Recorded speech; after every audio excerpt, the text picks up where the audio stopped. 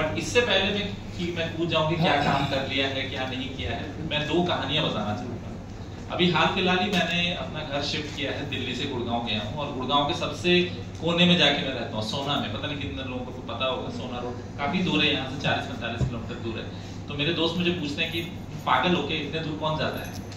तो मैंने कहा यार, एक तो दिल्ली का प्रदूषण है, एक तो दूर थोड़ा सा रहो तो अच्छा भी है, ट्रैवल करना हाँ थोड़ा मुश्किल पड़ता है।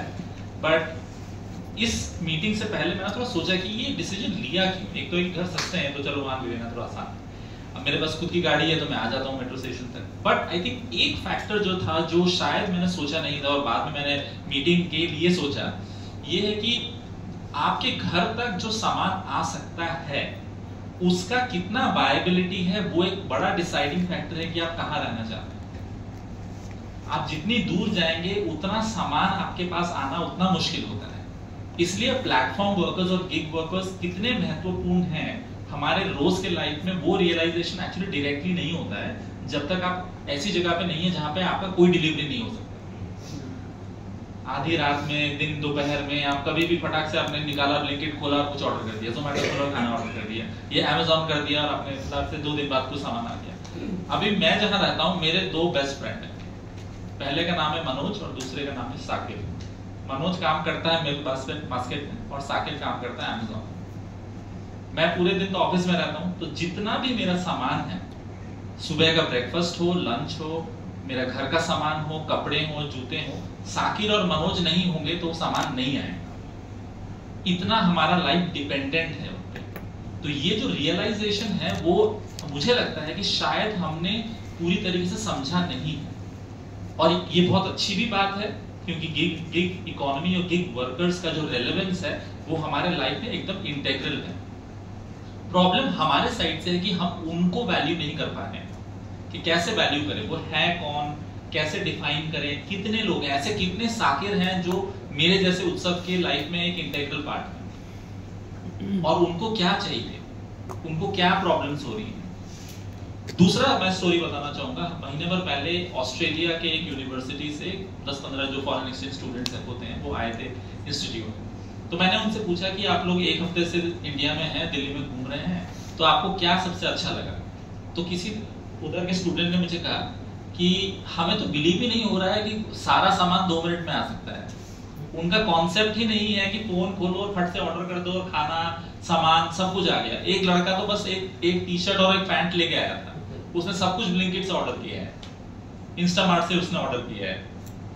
तो इतना है हमारा गिग वर्कर्स का जो इम्पैक्ट हमारे लाइफ में है, जो बाहर से आते हैं उनको एकदम अजीब ही लगता है, मतलब एलियन कॉन्सेप्ट लगता है कि इतना फटाफट सामान आपके पास आ सकता है, जो कि कन्वीनियंस है। और कन्वीनियंस जो है आज के टाइम पे सबसे ज्यादा इंपॉर्टेंट फैक्टर है। क्यों? क्योंकि हमारे पास समय नहीं है।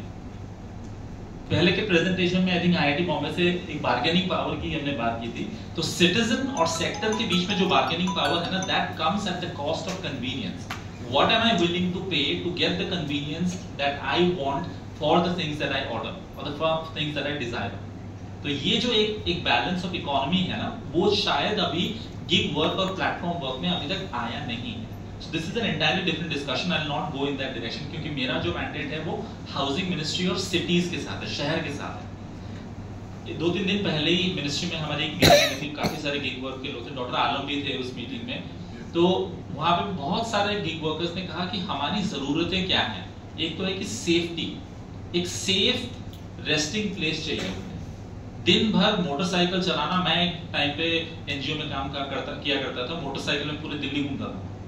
तो घर में पहुंचते पहुंचते शाम को ना आपको इतना सिर दर्द करता है अगर आप गर्मी में मोटरसाइकिल चलाएं, तो वो चीज जो करता है उसी को पता चलता है। और अभी इशू ये है कि जितने भी रेस्टिंग प्लेसेस हैं और डिलीवरी लोकेशंस हैं, उनका डिस्टेंस बहुत ज्यादा है।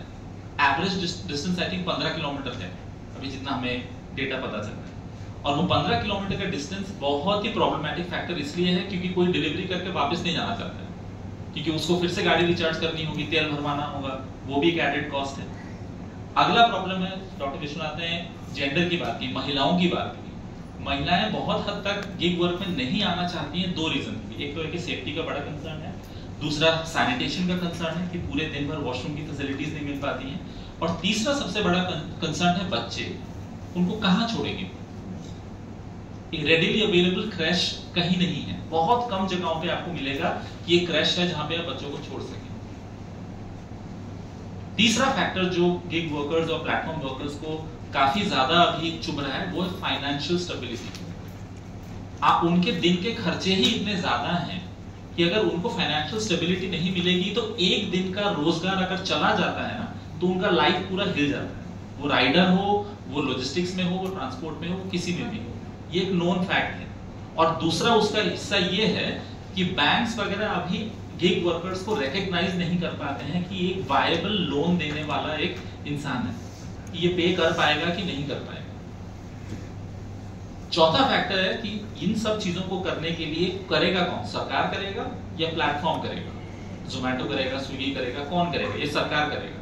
तो इन सवालों में ही बहुत सारी गुत्थियां उलझी हुई हैं जिनको हमें सुलझाने की जरूरत है। सुलझाने के लिए दो चीजें बहुत ज्यादा जरूरी हैं।